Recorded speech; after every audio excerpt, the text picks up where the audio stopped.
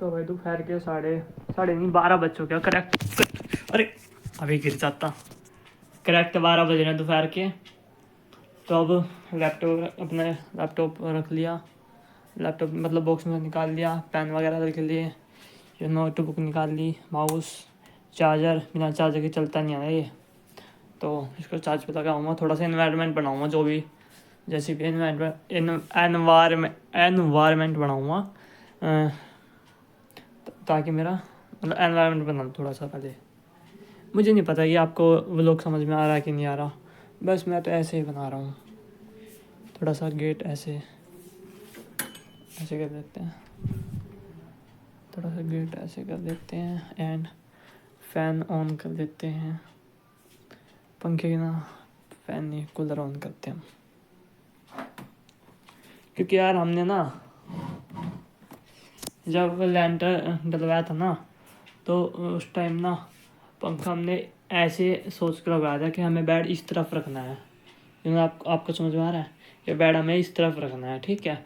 और जब हमने फिटिंग करवाई ना, तो अब बेड उस तरफ है, क्योंकि फिर हमने यहाँ पे बोर्ड लगवा लिया।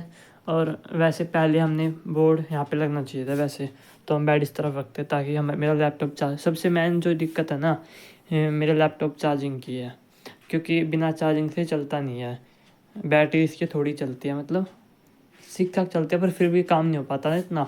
अब बार बार मैं तो इसलिए हमने बेड उस तरफ रखे हैं ताकि मैं लैपटॉप चलाने में ज़्यादा दिक्कत ना हो। होती है दिक्कत पर ज़्यादा नहीं होती। हाँ, तो ये बोर्ड एक मिस्टेक हो गई, या फिर तो फ़ैन भी थोड़ा सा उस तरफ होता फ़ैन भी, या फिर बोर्ड जो होता है ये वाला, ये यहाँ पे होता बोर्ड तो सही रहता। फिर यहाँ पे पंखे की हवा आती है। अब क्या है, मैं उस तरफ बैठता हूँ ना तो उस तरफ हवा नहीं आती। तो ये छोटा सा कूलर है, इसको ऑन करके इसमें सही है, ठीक ठाक मेरा काम चल जाता है। पानी डाल रखा है इसमें,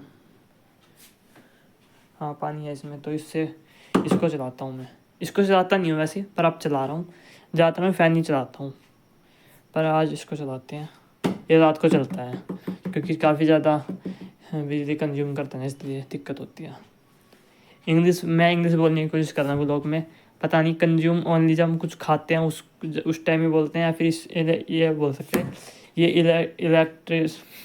अरे क्यों इंग्लिश के चक्कर में पढ़ता हूँ मैं, कंज्यूम कर रहा है बस, ठीक है। ब्लॉग ऐसा ही होता है ना, चल क्या, ठीक है। तो अभी स्टार्ट करते हैं, देखते हैं क्या करता हूँ। तो गाइस मैं आज की वीडियो में टाइपोग्राफी हायरार्की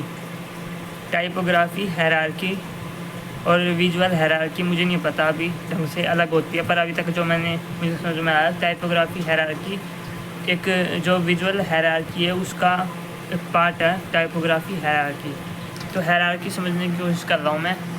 अब मुझे नहीं पता मैं सही हूँ गलत, तो अभी घर से सीखना तो ऐसे ही होता है ना, घर से सीख रहा हूँ अभी मैं, तो प्रॉब्लम है। कूलर की आवाज़ आ रही होगी तो प्लीज़ इग्नोर करना, कूलर की आवाज़ को इग्नोर करना आप।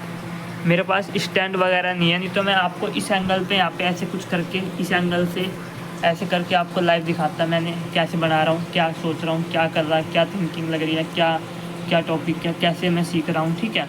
मेरे पास अभी स्टैंड वगैरह नहीं है, तो और मैं यहाँ पे रखने का मैं रख भी नहीं सकता ना। इस तरफ भी ऐसे कुछ करके नहीं है, ना ही मैं अकेला हूँ, तो मैं कोई और भी नहीं है जो पकड़ सके भाई 5 मिनट के लिए जो मैंने अभी बनाया, ठीक है। जैसे मैंने इसको भी ऐसे करके थोड़ा सा ऐसे किया, ठीक है, ऐसे किया। मैं टूल भी सीख रहा हूँ इलस्ट्रेटर के। हालांकि मुझे काफ़ी सारे, मैंने फोटोशॉप सीखा था, कोरल सीखा था, तो इलस्ट्रेटर भी मैंने सीखा था, पर हाँ अच्छी तरह से नहीं सीखा था इलस्ट्रेटर।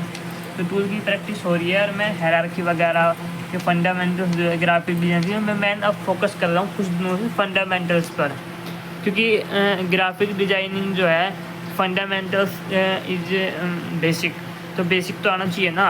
अभी इंस्टीट्यूट में कहाँ जहाँ से मैंने सीखा है वहाँ पे बेसिक नहीं सिखाया मेरे को, सच बोलूँ तो मेरे को बेसिक नहीं सिखाया, बस मेरे को टूल सिखाए हैं। और ऐसे बस फोटोशॉप में तीन वो क्या कहते हैं, दिमाग ख़राब हो गया। फोटोशॉप में गूगल से 4-5 वो निकाल लो, उनमें से कुछ कहीं से टाइपोग्राफी कॉपी करो, कहीं से कुछ कॉपी करो, ऐसे करके बनाओ डिज़ाइन। मतलब मेनली मैंने फंडामेंटल्स नहीं सीखे, तो मैं अपने आप से फंडामेंटल्स ChatGPT से, गूगल से फंडामेंटल्स सीख रहा हूँ। ये मैंने नोट्स बनाए हैं, इसमें दिख रहे हैं आपको, ये मैंने नोट्स बनाए, ठीक है। टाइपोग्राफी, साइज वगैरह, विजुअल हायरार्की भी होती है इसमें, विजुअल हायरार्की के नोट्स नहीं। तो कई बार क्या, जो हम सेल्फ लर्न करते हैं, सेल्फ लर्निंग करते हैं, तो हमें एक प्रॉब्लम होती है, कई बार कंफ्यूजन ज़्यादा होती है, हम उसको अकेले सोल्व नहीं कर पाते, ठीक है। और ChatGPT भी कई बार क्या है, चीज़ों को घुमा देता है, मतलब स्पष्ट नहीं होती चीज़ें, हमें खुद स्पष्ट करनी पड़ती है, बार बार क्वेश्चन करके, बार बार करके, बार बार सोच के, मतलब काफ़ी ज़्यादा टाइम टेकिंग होता है सेल्फ लर्निंग जो चीज़ है। पर हाँ, सेल्फ लर्निंग से हमें काफ़ी सारी चीज़ें सीखने को मिलती है कि हम खुद लर्न कर सकते हैं, नहीं कर सकते। तो मैं सेल्फ लर्निंग कर रहा हूँ, तो भाई भी वीडियो नहीं दिखा सकता आपको कि मतलब लाइव इतना, ठीक है ना। तो आपको बीच बीच में दिखाता रहूँगा आज, जैसे मैं कल आपको नहीं दिखा पाया, ठीक है। पर आज मैं आपको कोशिश करूँगा दिखाने की, कुछ बीच में जो भी मैं कर रहा हूँ, ठीक है। हायरार्की में कंफ्यूजन है, तो मैं ChatGPT पे typography hierarchy VS typography hierarchy और विजुअल हायरार्की में क्या अंतर है बताओ, ये करके लिखा, देखो इसने मुझे बता दिया। टाइपोग्राफी हायरार्की, टेक्स्ट लिखावट और ऑर्गेनाइज करने का तरीका। मतलब टाइपोग्राफी ना, जो डिजाइन में टेक्स्ट करते हैं ना, उसको देख के पहले टेक्स्ट कौन सा दिखना है, कौन सा पढ़ना है, और फिर उसके बाद कौन सा, फिर उसके बाद कौन सा दिखे, जो व्यूअर है जो देखेगा उसको कौन सा दिखना चाहिए, ये सोच के हम टाइपोग्राफी हायरार्की करते हैं। जो विजुअल हायरार्की है ना, वो पूरा डिज़ाइन की हायरार्की होती है। मतलब टाइपोग्राफी ना उसके अंदर आती है, विजुअल के अंदर, विजुअल हायरार्की के अंदर टाइपोग्राफी हायरार्की आती है, ठीक है। दिखा, ये देखो टाइपोग्राफी हायरार्की, ठीक है, ओके ठीक है। कलर वलर सब ठीक है। सबसे इम्पोर्टेंट टेक्स्ट कौन सा है, उसके बाद क्या पढ़ना है, उसके सेकंड की इन्फॉर्मेशन, ठीक है। एग्जांपल भी दिया इसने ChatGPT ने कि एडमिशन ओपन, ठीक है, ऐसे करके ऐसे करना है, ठीक है। इसमें व्यूअर ऑटोमेटिकली ऑर्डर में पड़ेगा, यही टाइपोग्राफी हायरार्की है, समझे, जो मैं बता रहा था। जो विजुअल हायरार्की है उसमें टाइपोग्राफी भी आती है, ये टाइपोग्राफी। विजुअल हायरार्की में पूरा डिज़ाइन होता है, टेक्स्ट नहीं, बिल्कुल इसमें देखो, इसमें सिर्फ टेक्स्ट नहीं बल्कि सब कुछ आता है, ठीक है। यह पूरे डिज़ाइन की हायरार्की है, मतलब व्यूअर की आंखें सबसे पहले कहाँ जाएगी, फिर कहाँ जाएगी, image, colour, shapes, contrast, space, button, icon, typography भी है। यानी टाइपोग्राफी हायरार्की विजुअल हायरार्की का एक हिस्सा है, ठीक है। इसने सब कुछ समझा दिया, मान लो, ठीक है, कोचिंग पोस्टर, ठीक है। इसने एग्जांपल देके समझाया मुझे, सब आसान एग्जांपल करके, देख रहे हो। तो हाँ, इसने शॉर्ट में डिफरेंस भी बताया, टाइपोग्राफी हायरार्की, ठीक है, विजुअल हायरार्की जो है सिर्फ टेक्स्ट की हायरार्की, क्या हो गया मेरी वॉइस को, ये सिर्फ टेक्स्ट की हायरार्की, टाइपोग्राफी हायरार्की सिर्फ टेक्स्ट को देखते हैं कि टेक्स्ट सबसे पहले कौन सा देखना है, मिडल में कौन सा आएगा, बॉटम में कौन सा आएगा, साइज किसका, जो सबसे पहले दिखाना है हमें व्यूअर को, उसको हम सबसे ज़्यादा हाईलाइट करने की कोशिश करेंगे, जो सबसे ज़्यादा उस पर आँखें जाएँ, ठीक है। बड़ा करेंगे उसको ऐसा कलर देंगे जो सबसे ज़्यादा आँखों में लगे, ठीक है। डार्क कलर देख सकते हैं, लाइट हो सकता है ज़्यादा जो आँखों में लगे।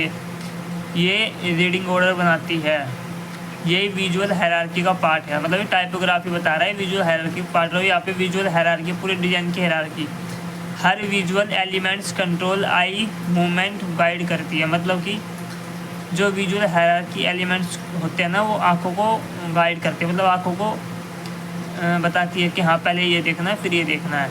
जैसे इसमें हम देख रहे हैं, ये इसमें सबसे पहले हमें क्या दिख रहा है, इसको हम देखते हैं एकदम से, तो सबसे पहले हमें दिख रहा है टाइपोग्राफी में सोर्स डिफरेंस, मतलब ये बड़ा है, ठीक है, इसका साइज बड़ा है, थोड़ा बोल्ड है, तो हमें सबसे पहले हमें ये दिख रहा है, फिर उसके बाद हमें ये चीज़ें दिख रही है, ये हेडिंग, और फिर उसके बाद हम इसे पढ़ रहे हैं। तो ये टाइपोग्राफी हायरार्की है, मुझे समझ में आ गया थोड़ा थोड़ा, ठीक है।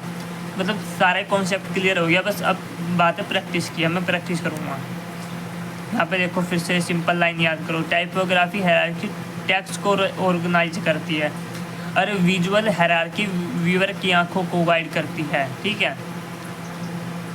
ग्राफिक डिज़ाइन में दोनों बहुत इंपॉर्टेंट है, अगर विजुअल हायरार्की खराब है तो डिज़ाइन कन्फ्यूजन लगेगा। अगर टाइपोग्राफी हायरार्की ख़राब है तो मैसेज तो टेक्स्ट मैसेज और लगेगा। कुछ ना ये ना चैट जीपीटी ना ऐसे वर्ड बोलता है जो मतलब दिखाता है जो कि हमने कभी ना सुने होते हैं ना। तो इसको फिक्स कैसे करूँ, ये भी आज मैं इसको ठीक करूँगा। जो ये ऐसे वर्ड फ्रेंडली वर्ड जो हम पढ़ के मतलब कनेक्ट हो जाए, ये पता नहीं कैसे हम इग्नोर करके इस टाइप के कुछ वर्ड जो मैंने देखे पढ़े भी नहीं आज तक, कहीं मैंने देखे नहीं, पर मैं समझ पा रहा हूँ इसका मतलब क्या रहा, बेकार लगेगा।